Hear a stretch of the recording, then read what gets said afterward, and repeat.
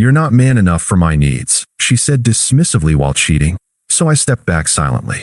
Now her man exposed as a fraud, she's alone, and my evolved self rejects her firmly. Hey viewers, before we move on to the video, please make sure to subscribe to the channel and hit the like button if you want to see more stories like this. Thanks. Throwaway account for obvious reasons. I've been lurking on subs like r/relationships and r/true off my chest for a while, reading stories that hit a little too close to home.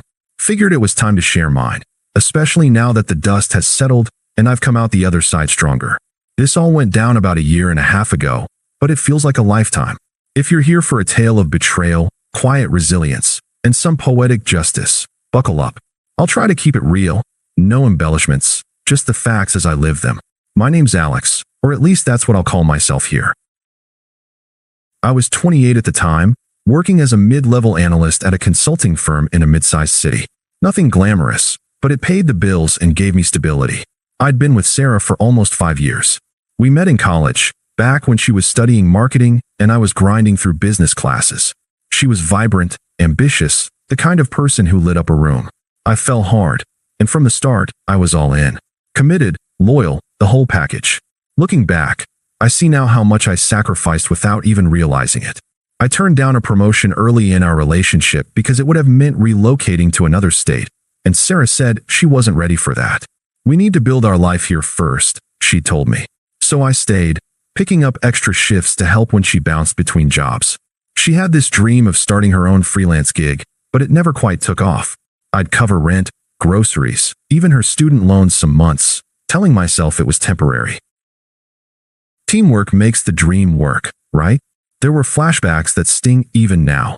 Like the time I skipped a weekend hiking trip with my buddies, something I'd loved since I was a kid, because Sarah needed me to help her prep for a job interview that fell through anyway. Or when I put my gym membership on hold to save money during one of her unemployment stretches, only for her to spend on new clothes for networking events. I didn't mind then. I thought that's what love was, putting the other person first. But she started changing. Subtle at first, little digs about how I was too routine, how my job was safe but boring. She'd scroll through social media, pointing out guys who were killing it as entrepreneurs or influencers. "See, that's real ambition," she'd say with a laugh that didn't quite reach her eyes. It made me feel like a backup plan, like I wasn't measuring up. I ignored the red flags for too long. The late nights at networking drinks. The way her phone would buzz at odd hours, and she'd angle it away from me. The emotional distance. Conversations that used to flow now felt forced, like she was somewhere else. I chalked it up to stress. Maybe I was too predictable, too steady. I even started planning ways to surprise her, like booking a spontaneous weekend getaway. But deep down, confusion gnawed at me. Was I really not enough? Had I given too much without asking for anything in return? Then came the night everything shattered. It was a Thursday, one of those ordinary evenings that turn into defining moments. I'd come home early from work, hoping to cook dinner and talk things out. The apartment was quiet, but her coat was on the hook. I heard voices from the bedroom, hers, laughing in a way I hadn't heard in months, and a man's. My stomach dropped. I pushed the door open, and there she was, tangled in the sheets with some guy I'd never seen before. They froze, and time did too. Sarah scrambled up, wrapping the blanket around herself.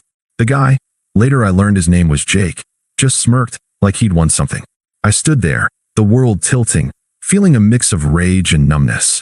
But I didn't yell, didn't throw anything, just stared, waiting for her to say something, anything that might make sense of this nightmare. She didn't even look guilty at first, more annoyed, like I'd interrupted her. "Alex, what are you doing home so early?" she snapped, as if that was the issue. I managed to croak out, "What's going on?" She sighed, rolling her eyes like I was being dramatic. "Okay, fine. You caught me. But let's be real. This has been coming for a while." The guy, Jake, chuckled under his breath and started pulling on his pants, muttering something about handling this later. He brushed past me on his way out, clapping me on the shoulder like we were pals. Tough break, man. Sarah didn't stop him. Instead, she sat on the edge of the bed, crossing her arms. "Look, Alex, I've been trying to tell you. You're not man enough for my needs anymore. Jake gets it. He's driven, he's got that edge. He's building this amazing startup, and he makes me feel challenged, excited. You've become so complacent, just going through the motions at your job, never taking risks. I need more than that. Her words hit like punches, each one twisting the knife. I leaned against the doorframe, trying to process. So you've been cheating? For how long? Does it matter? A couple months. But it's not just about the sex, though yeah, that's better too. It's about growth. I've outgrown you. You hold me back with your stability. Jake pushes me forward. He says I have potential, real potential, and we're talking about partnering on his business ideas. You're content with mediocrity. She stood up now, pacing a little, her voice gaining that smug edge, like she was lecturing a child. I tried to hint at it, you know. All those times I said you should be more ambitious, aim higher. But you didn't listen. You just kept plodding along, paying the bills, being reliable. Boring. This is on you as much as me. If you'd stepped up, maybe I wouldn't have looked elsewhere.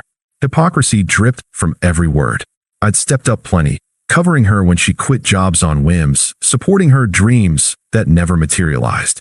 But there she was, justifying it all with this twisted logic, like my loyalty was a flaw. I felt the confusion boiling into hurt, but I swallowed it. No begging, no tears. If that's how you feel, Sarah, then go. Be with him. She blinked, like she expected a fight. Really? Just like that? No, please don't leave, or we can work it out. I shook my head, my voice steady even if my heart wasn't. No. If I'm not enough, then you should have what you need. She huffed, grabbing clothes from the drawer. Fine. You'll regret this, you know. Jake's the real deal. And you? Good luck finding someone who puts up with your average life. I didn't respond, just turned and walked to the living room, starting to gather my things. She kept talking as she dressed, throwing in more jabs. See, this is exactly what I mean. No passion, no fight. Jake would never just roll over like this. By the time she stormed out, slamming the door, I was already packing a bag. The silence that followed was deafening. I sat on the couch, replaying it all. The sacrifices, the red flags, her cruel dismissal. It felt so unfair, like I'd poured everything into us only to be discarded like yesterday's news. Confusion swirled. Was I really not man enough? Had I missed the signs? But beneath it, a quiet resolve started forming. I wouldn't chase, wouldn't confront Jake or beg her back. I'd just step back, change the locks the next day, forward her mail, and disappear from her life as much as possible. Little did I know, that was just the beginning. That first night alone in a cheap motel room was rough. I didn't sleep much, just stared at the ceiling, replaying every moment of that confrontation in my head. Her words echoed. Not man enough, complacent, mediocrity. It stung deeper than the cheating itself. The way she twisted my loyalty into a weakness, like all those years of support were just proof of my inadequacy. I thought about the sacrifices again, like the time I'd turned down a chance to study abroad for a certification program because she panicked about being alone for 3 months. I can't handle the distance, Alex. You're my rock, she'd said then. Now, that rock was apparently too dull for her shine. Confusion hit me in waves. Was she right? Had I played it too safe, let life pass me by while propping her up? I scrolled through old photos on my phone. Us at her graduation, where I'd worked weekends to pay for her cap and gown. A vacation I funded after her first big freelance flop. It felt so one-sided now, like I'd been pouring into a leaking bucket. But I didn't call her, didn't text Jake or blast her on social media. That wasn't me. Instead, I focused on logistics, called a friend to crash on his couch temporarily, contacted the landlord about breaking the lease, and started job hunting for something with more growth potential. The promotion I'd passed on before? Turns out a similar role was open in a neighboring town, about an hour away. I applied that week. Detaching wasn't easy, but I did it methodically.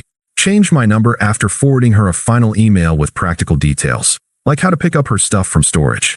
Blocked her on everything, though I kept tabs through a mutual friend or two, just to avoid surprises. The silence was my ally. For the first month, I threw myself into rebuilding. Resumed the gym routine I dropped for her. Nothing fancy, just weights and runs to clear my head. Landed that new job as a senior analyst, with a bump in pay and remote flexibility. Moved into a small apartment in the new town, nothing flashy, but mine. No more double shifts to cover someone else's dreams. There were low moments, sure. Nights when the unfairness choked me up. Why did I get discarded after giving so much? I'd sit with it, journal a bit, remind myself that begging or confronting would only validate her twisted logic. Instead, I evolved quietly. Read books on self-improvement, reconnected with old hobbies like hiking. My internal voice shifted from what did I do wrong to what can I do better for myself. It was freeing in a way. The confusion faded into clarity. I'd been loyal to a fault, but that didn't make me weak. It made her ungrateful. And as weeks turned to months, she became less of a ghost in my thoughts. I wasn't healed overnight, but I was moving forward, one deliberate step at a time.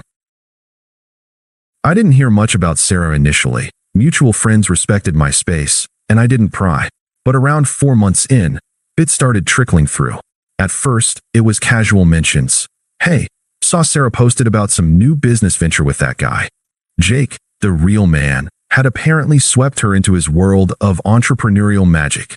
From what I gathered, he ran a consulting side hustle that sounded too good to be true, promising quick flips on investments, networking events that screamed pyramid scheme vibes.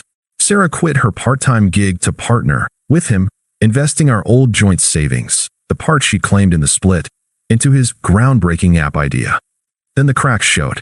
A friend texted me one day, "Dude, you dodged a bullet. Jake's business is shady.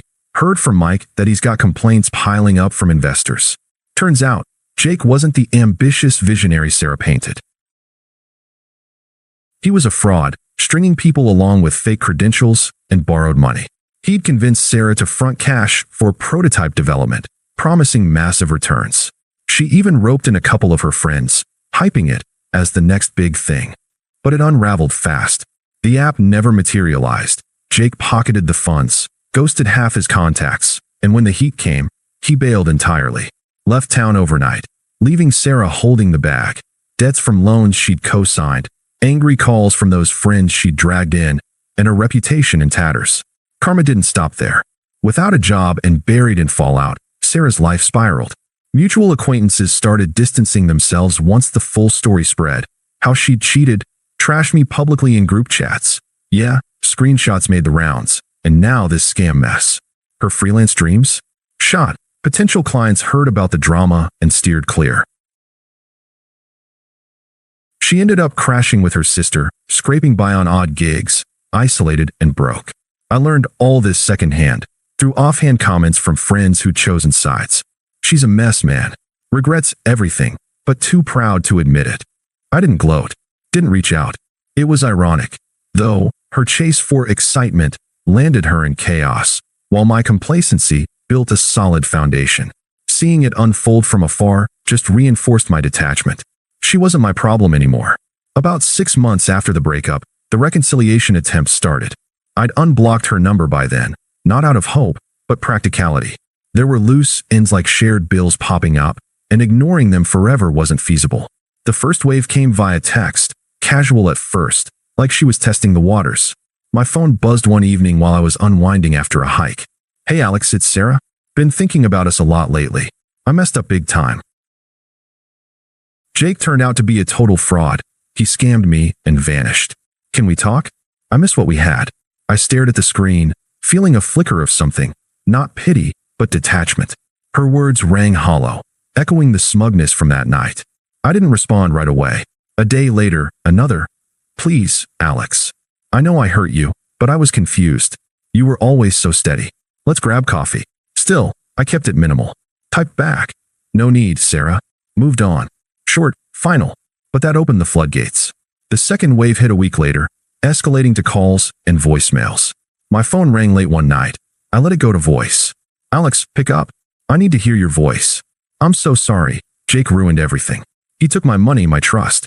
But you were always there for me. Don't abandon me now when I'm at my lowest. We can fix this, right? Call me back." She called again the next day, twice. I answered the third time, figuring silence might drag it out.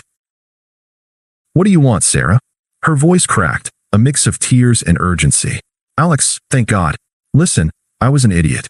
Blinded by his lies. He promised the world, but it was all fake. Now I'm drowning in debt. Friends won't talk to me.